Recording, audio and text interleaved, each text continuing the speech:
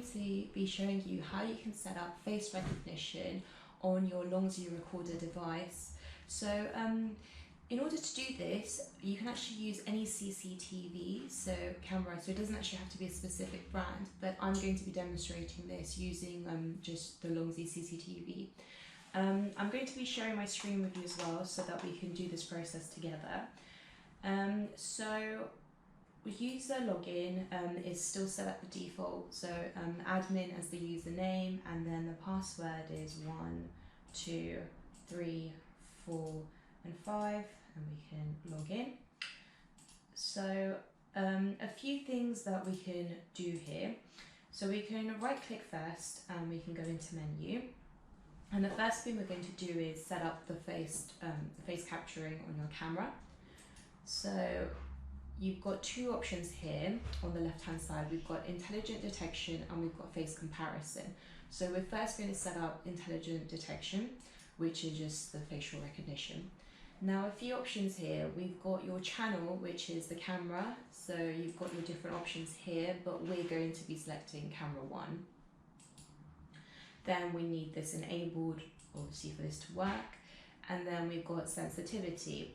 So as I've mentioned in a previous video, with sensitivity, you've got your high, medium and low option.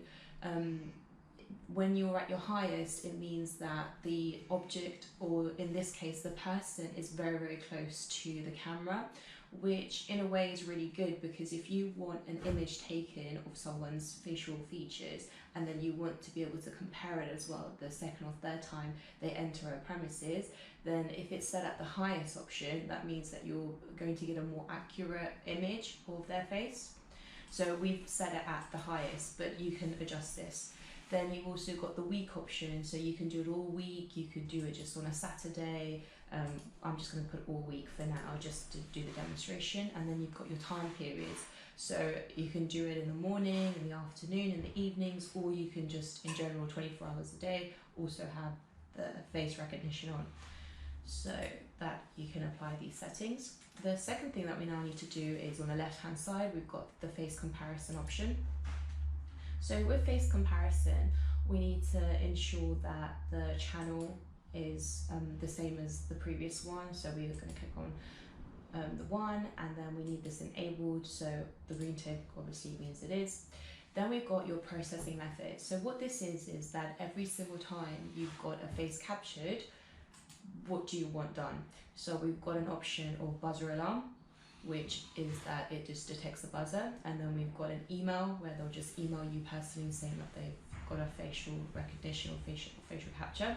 Then you've got channel recording, which is just a general recording of every single time someone comes in. So just for demonstration, I'm going to start with channel recording and buzzer alarm, but because the buzzer is going to constantly go off, I'm going to in between just shut it off.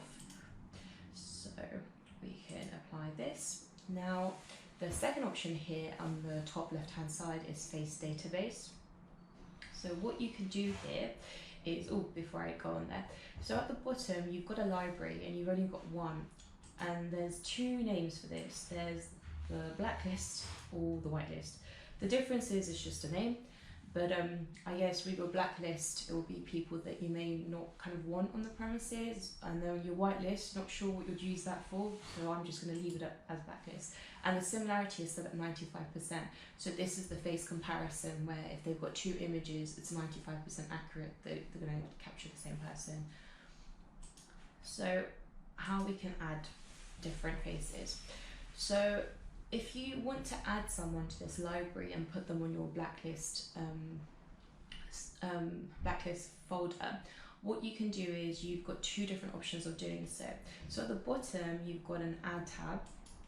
Now you can do this via the local image or a taking picture option. So if you use the local image, that means that you've got a picture, it's on a USB and you just upload it to the system, or you can actually take the picture there and then, which is what I'm going to do. So as long as the face is in the frame, that's absolutely fine. So I've got my face here, then I'm going to shoot the image. Okay, now we're going to extract it. Once it's extracted, press OK, and as you can see here, this picture is now on your folder, so you've got access to it. So once all this is done, we can go on to option number 2. So option number 2 would be the record section. So with the record section, as a default, they're normally all set at 24-hour recording. But say if you wanted, on a certain day of the week, you wanted your intelligent recording, your intelligent capturing. So what you can do is you can click intelligent, and then you can go on to the specific day and you can add in the intelligent recording. You can also rub it out and get rid of it. Or what you can do is you can select all of them and then just do intelligent every day, all week. And another option would be you can get rid of the recording and you can just have the facial recognition on certain days of the week. So once this is done, we can now start maybe recording. So I'm going to turn on my face detection, and once it's detected, so here what you definitely need is that you need the camera to be set at an angle that's going to capture the image. So if you want the images captured every single time someone enters into a premises, then you need to put it at the front of the gate. And also if you try and get a center image, that's the best option, because then when you do facial comparisons, it's easier and more accurate, as opposed to doing it at an angle where it only takes half of the face. So let's see if it can capture. Got one. Just a little bit of a movement. Obviously this is not at a great angle because it's not hanging somewhere, but let's try again. There you go, got another one. Okay, let's just leave it at this. Okay, so we've got this option now. So once it's recorded a little bit, what we can now do is we can either view this on the playback section. So in the playback section, you've got an option for the day of the week, you've got your cameras, so we've just set it at 1 because that's the only camera that's been recording. And at the bottom right hand corner, you can either look at all the recordings, so the recordings will be green, the intelligent will be blue, or you can get rid of that and then you can just look at every single time there's been sort of, which is here, so it's detected my face here, which is fine, and then there's recordings as well. Now, the other option that you can do is that we can now do a face comparison and see the options there.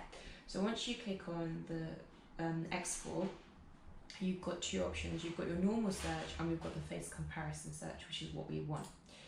So if you search by event, this is only useful, so it's not useful in our case because it's useful when you've been recording for a good couple of hours and you just want a general idea of who entered and all the capture or the images that it's captured. We're going to search by picture because we've only been doing it for a few seconds. And you've got your 2 options. You've got your local upload, which again is if you've got an image on a USB, or you've got your face library, which is the image that I took. But another option is that you can just click on all your cameras and you can do a general search of what's been detected. So these are all the images that's ever been captured. And we've got a few options here. So one would be that you've got a list option. Now in the list option, it's every single time it's detected that face, the time and the date. And then you've got an option to play little sections as well, so that you can see what was happening there. And that's everything you need to know about the face recognition.